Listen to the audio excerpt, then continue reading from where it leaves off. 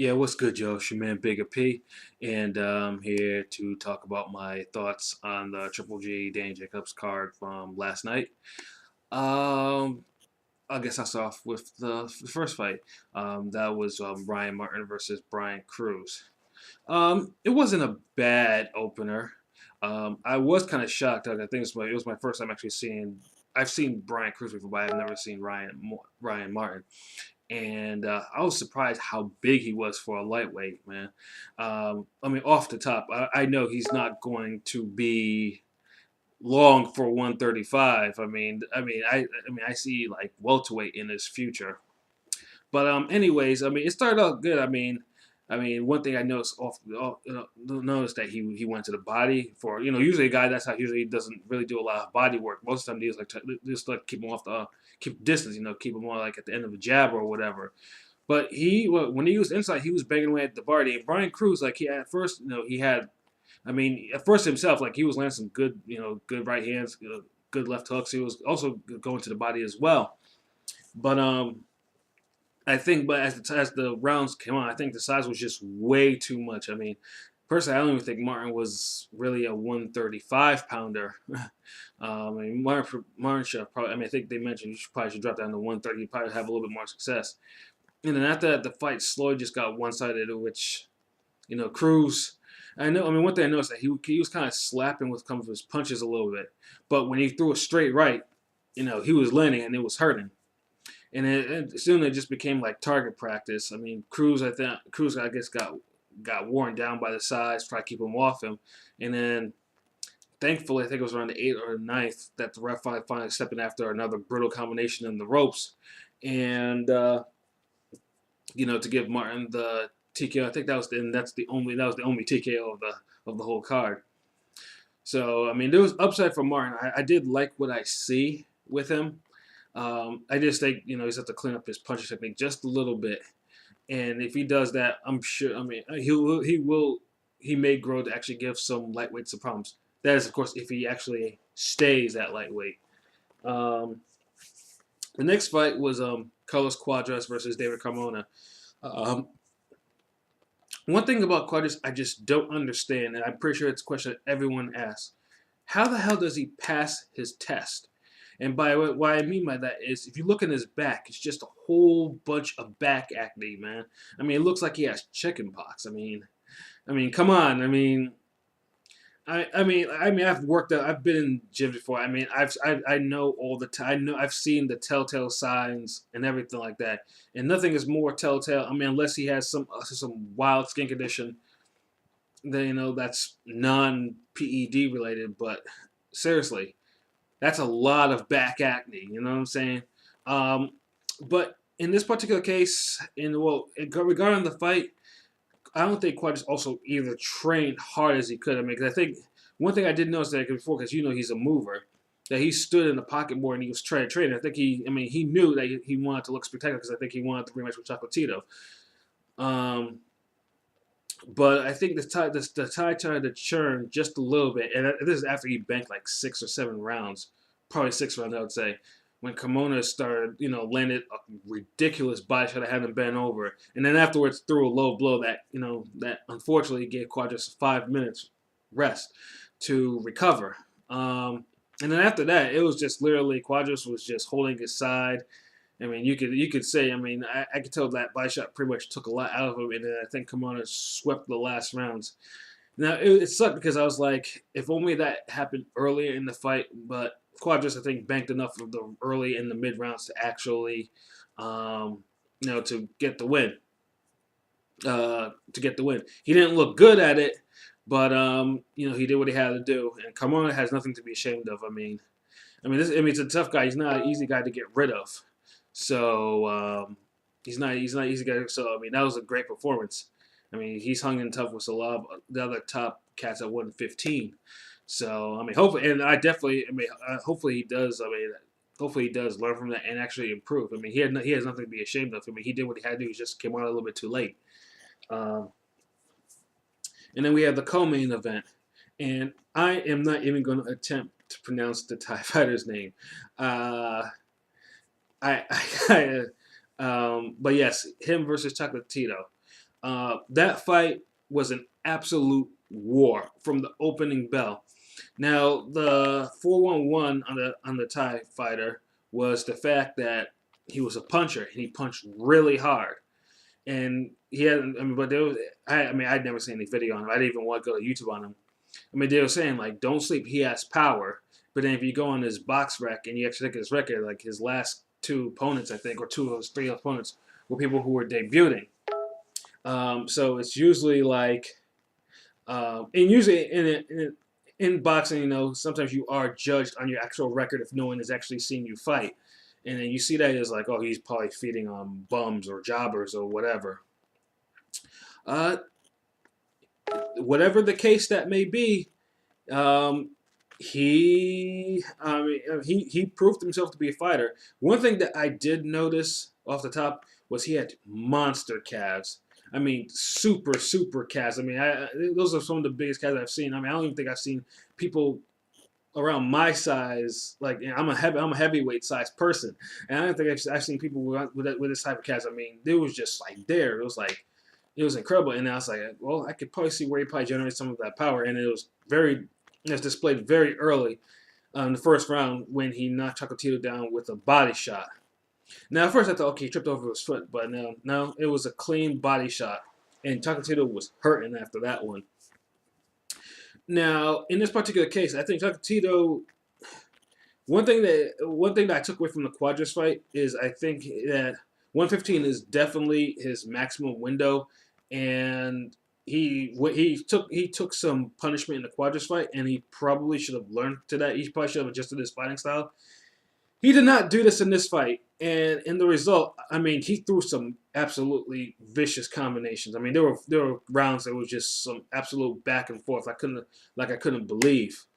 The Thai fighter, man, he was just like his facial words never exchanged. I mean, he get blasted with an uppercut. You know, you get hit with a body punch. I mean, his legs would actually do his actual talking. You know, he'd walk around, but his face would be like, I mean, and he was just, I mean, he just never stopped coming. He gave so much pressure between that, and then unfortunately there were a couple of headbutts that opened up a cut in the side of his face. See the blood pouring down. You know, I was like, please don't stop this fight because of the cut.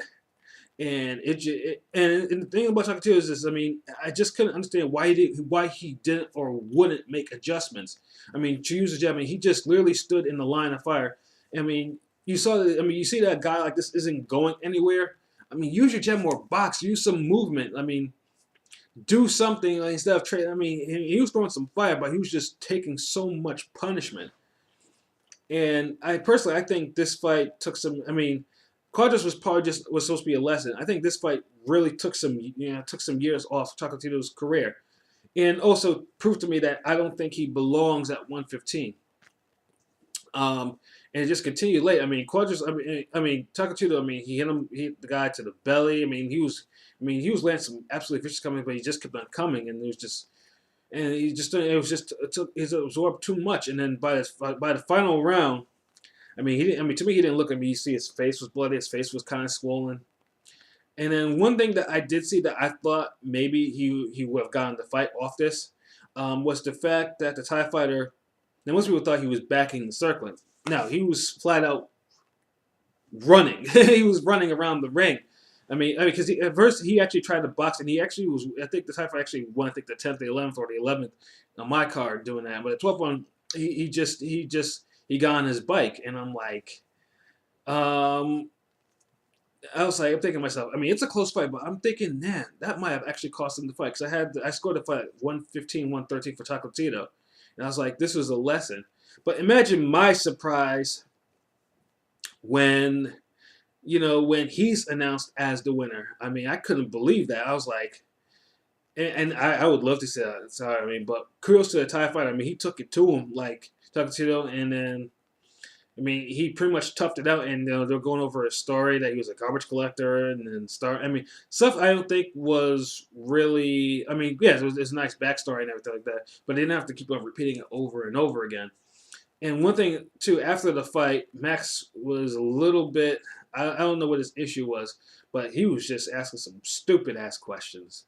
I mean, how did you win this fight, or some bullshit like that? And I'm like, why don't you just congratulate the guy? You know, just say, I mean, that was a great fight. That's an actual fight of the year candidate. Which, you know, HBO. HBO didn't have a lot of those in the last couple of years, man. And then they have a couple in the first 3 months of the year. Um, but kudos to him.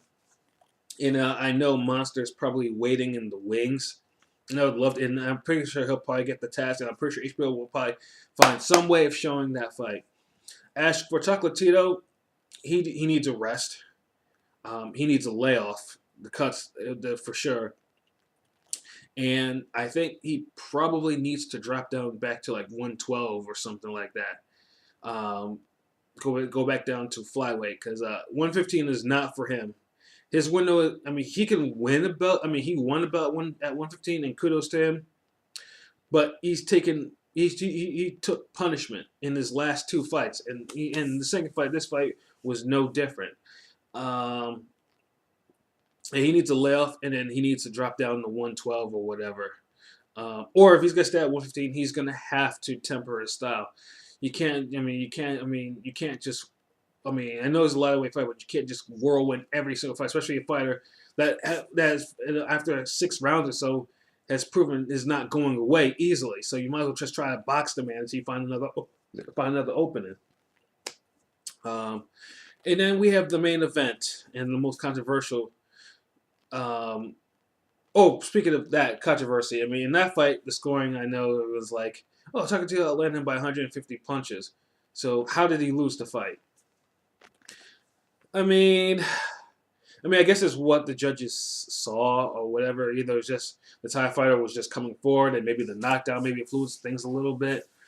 I don't know. I mean, it's one of those fights. Surprisingly, I didn't have a problem with it. I mean, I scored it for Chocolatito, but I didn't have a problem with the Thai guy winning. And I guess it is what it is. I mean, it shook up 115 for sure. So I guess we'll have to see where everything goes forward. But yes, now Triple G and Danny Jacobs. Now before this fight, when it was announced, I'm like, finally, you know, the WBA is finally gonna try to get the super version of the middleweight title, and then the regular version of the middleweight title. They're gonna combine them, and then you know Golovkin and Danny Jacobs, you know, the two of the best middleweights in the division. So as I was thinking it's going to be fun, I also thought it was going to be a relatively short night for Jacobs. Jacobs is a good fighter. I've met Jacobs before. Great, you know, he's a good guy. I remember he liked my Ali shirt. But there's the one thing from Jacobs I've always taken and I always had this in my mind is that he's a little chinny. The Parag fight, you know, that was probably his only loss, and it was a KO loss. It was a one-shot KO that put him out cold, and then you know I always had that in my mind, even though he was pretty much knocking everyone out afterwards. I think it was before he got diagnosed with the cancer, and then after. And then also too, last year I believe it was either last year or 2015, where he was knocked down by Sergio Mora of all fighters, and you know Sergio Mora, you know, has like 7 KOs or whatever. He's not known. I think that might actually been the first time I've actually seen Sergio Mora. I've seen him stop somebody on his feet, but I've never seen him knock somebody down. So when I saw Sergio Mora knock him down, I'm thinking to myself, okay then. So yeah, I was thinking that Triple G would touch him, you know, eventually touch him in the chin, and then he would go down. I have to say I was pleasantly wrong. Jacobs, first of all, showed the absolute resolve as a champion. Except for the one thing, I didn't necessarily like the fact that he blew off the IBF second weigh-in. Because I think the IBF is the only one out of the 4 main sanctioned bodies that actually does a second weigh-in, as in the next morning weigh-in. So they're not going into the ring at some obscene weight, which is becoming more and more of a thing in boxing today. I didn't necessarily. I guess he's like, you know, IBF belt. You know, screw it.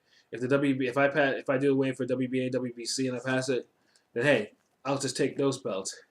But you know, I have this thing about fighters making weight. They should make the weight.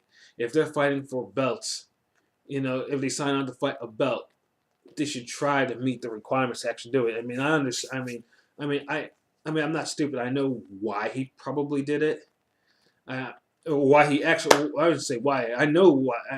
I know. I mean, he definitely he did it for a reason. He did it for a weight advantage. There's no question about it. He was probably hungry. It is what it is. I mean, fighters are fighters. Um, so yeah. So one thing that Triple. He boxed. I mean, he was boxing out Triple G for a good amount of the fight. Um, you know, it's like just the movement. Like he made Triple G look slow. I mean, after the fact, it was a bigger fight. The movement, which Triple G was trying. I mean, at first was cutting the ring earlier in the fight.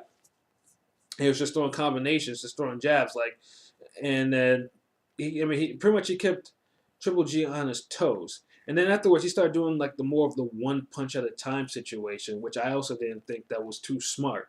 And then I thought he was shifting from Southie a couple of times in the fight. I think that's how he actually got caught when he got on the ropes. You know, GG managed to actually catch him with a couple of right hands that dropped him. But then after that, Danny again, like I said, he adjusted, but Triple G didn't. I mean, there were things like, no, I think probably one of the biggest mistakes in the fight with Danny was the fact that he had Triple G stalking him. And, you know, judges would probably say, oh, you know, that fighter is actually actively stalking the small fighter is actually stalking the bigger fighter.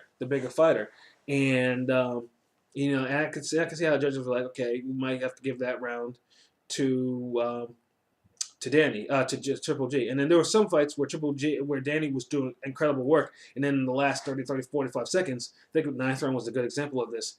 He got in trouble. He started getting caught with punches.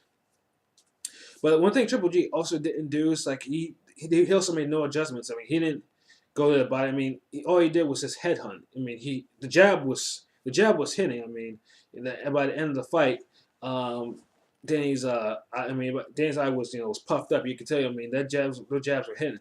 But Triple G, what he wasn't doing is he was doing a lot of. I mean, he was doing a lot of headhunting. No body work. None of the stuff like this. Not even snapping any shots. And I guess Danny's power was keeping him honest because there was just no. I mean, this was one of the first times I've ever seen his hands tentative. Like he wasn't letting go, how he usually does. And going into the 12th round, I had it. I think I had it 6-5. But with the knockdown, it was 6-5. It was 6-5 off the rounds for Jacob. But with the knockdown, I think it would be even on the card. So I had it down to the last round, and this is where I think Jacobs again should have went all, and instead Triple G won that round clear. It was one of the clearer rounds that Triple G won. And I think another thing that might influence the judges, at the end of the fight, you can see Triple G, he's getting hugged by Abel Sanchez, and then you see Danny go into the ropes. To me, that was also a no-no, because that shows Triple G was probably hurting him in that last round. So I scored the fight 10-9, which was a 114-113 victory for Triple G. And that's what I saw. And one of the official scores was 114-113. But I didn't necessarily agree with the 115-112 scores. Not at all. I didn't think it was that wide for Triple G at all. I mean, it was a 1 point. It was a 1 point fight. Maybe even. I could live with the draw too. It was a close win, but I did think Triple G edged it. And Danny Jacobs has nothing to be ashamed of. He took Triple G to a 12-round decision, which is remarkable. That's his first 12-round decision ever in his career, and his first decision since 2008. I mean, the last time Triple G won a decision prior to this fight, I still had a roommate and I had a TV with a back. So that's how long it's actually been, and that's kind of crazy. And that's kind of crazy when I think about it, how long it's actually been. But kudos for. I mean, it was a great fight. I mean, it was a great fight to me. It was, there was. Kudos for Jacobs for his effort. I'm pretty sure he must have used a year's worth of adrenaline in that fight. Um, like I said, I mean, if there's any case of Triple G being more vulnerable, it's that. And I do think now Triple G. I mean, it could be just a style, whatever, and he still won. But one thing I do think age is starting to catch up on him just when he's 35. So I think he is starting to slow down just a little bit. But he did do enough to actually pull out the win on the card. Um, I know it's a big controversy right now. I know everyone's. I've seen Twitter, I've seen YouTube, and everyone thinks that that Danny pulled it out. And personally, I would love to see the fight again. I mean, if they can't make the fight in, think the next fight they're trying to make a fight in Kazakhstan, with Billy Joe Saunders, try to get the WBO belt off him before it goes after Canelo. I think those were the plans, but Billy Joe doesn't want to fight. Hey, I would love to see the rematch, even though it'd probably be over there. But Danny has nothing to be ashamed of, and I do believe he will be a champion again. The question is, will it be at middleweight? Because although he made the weight, I think he might. I mean, I know he probably lost. I think he lost like maybe 7, 8 pounds in the last week before the weigh-in. That's kind of crazy to cut that much weight.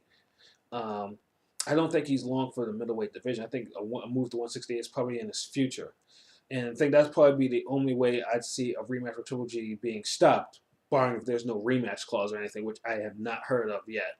But Danny has nothing to be ashamed of, and that was a damn good fight, and that was a damn good effort. So if only Canelo actually was as eager to actually get in the ring, Triple G, and try to do what he did.